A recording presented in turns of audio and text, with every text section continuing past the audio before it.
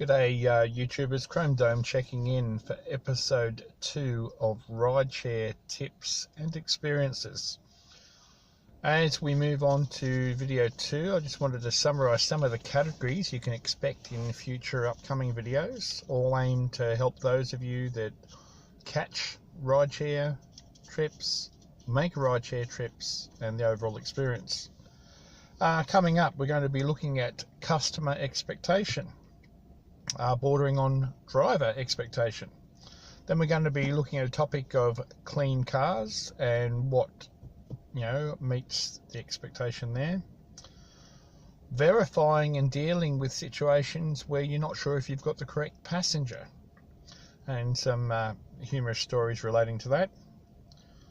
Multiple stops, the whys, the do's and the don'ts, and some of the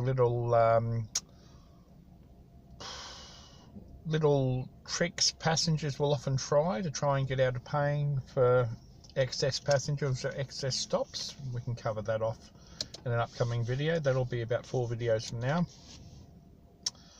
Famous people. In my 14 months of doing rideshare, I've had some famous people and some interesting characters. I will then move on to good stories. And I do believe that when you do a job, it's very important that you enjoy what you do. A lot of jobs I've always said over the years, I have a background in recruitment and training. You should always look for a job that you can enjoy and you don't necessarily take home with you. Because if you're taking the job home with you and you're not getting any downtime, any sense of relaxation or chilling out, then perhaps you need to look at a new industry. Moving on from good stories, we'll then move on to horror stories, and regrettably, I think my strike rate's pretty good. I get about 1% of passengers that would fall under the category of horror stories, and I can assure you there's some beauties.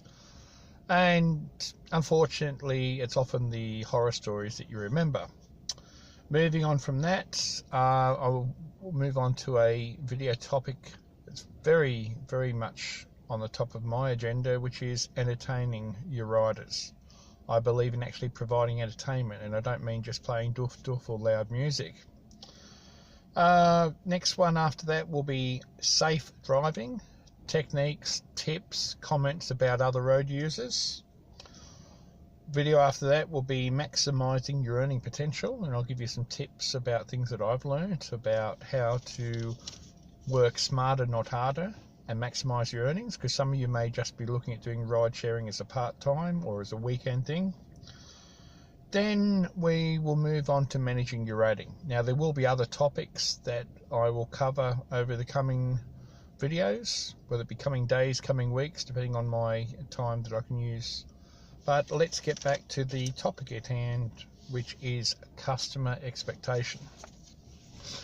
Now, as I mentioned, I have a background in sales and training and customer service, and I've always lived my life from the philosophy or the policy, all these lovely P words, is providing the levels of service that I myself would expect to receive as a customer. So when you're out there and you're doing ride sharing, and let's talk in general, and you get a request for a fare, obviously the person booking the trip, they're very important because they want to go from point A to point B, and they are the one that's paying for the trip. You are the one that's providing the service, and you need service meets customer. You need that to be a nice fit. So when you turn up to your designated pickup, it's important that you make a good first impression. Now, amongst the first impression is greeting, a smile, although I don't particularly smile that often, but I try and be happy. It's important that your car matches the car that you're down to drive. Believe me, I hear stories of passengers hopping into cars that look like they're held together by a piece of wire and they're 20 years old. It's important that you actually look like your profile picture Had many passengers tell me that they've had experiences where the person picking them up looks nothing like the driver they were expecting. Now, I don't know if that means that the driver has their cousin asleep in the boot. That's a story for another time as well. So you drive to your destination for pickup. You obviously need to arrive in a safe manner. You need to make it known that you're actually arrived and you're there for the completion, or for the commencement, I should say, of the trip. Now, a technique that I use is I won't start the meter until the passenger hops in the car. I have heard horror stories of from passengers particularly, that they'll get in a car and the meter's already been running for a matter of minutes. I cannot see the point of that, because the risk of having a passenger or a rider cancel the fare before you even get there is such a high percentage on some occasions that you're just drawing attention to yourself. So my tip to you drivers is don't do it. Wait till the person is sitting in the car. If they have luggage, get out and help them with their luggage. Do not start the meter, do not start the trip until everybody is sat securely in the car and they have their seatbelts on. That is a driver expectation, that is a rider expectation, and I'm sure that's a ride share expectation. Now, ultimately, a rider wants to hop in a nice car, a clean car, a nice smelling car. They want a driver that's going to be polite, not drive on edge, not drive erratically, not take risks, not break land speed records. I personally pride myself on being a safe driver. I haven't had an accident in 34 years, touch wood. Ultimately, I treat the person, no matter how nice, pleasant, unpleasant they are, the person that gets into your vehicle, they are the customer. They are paying your wages. You are providing a service.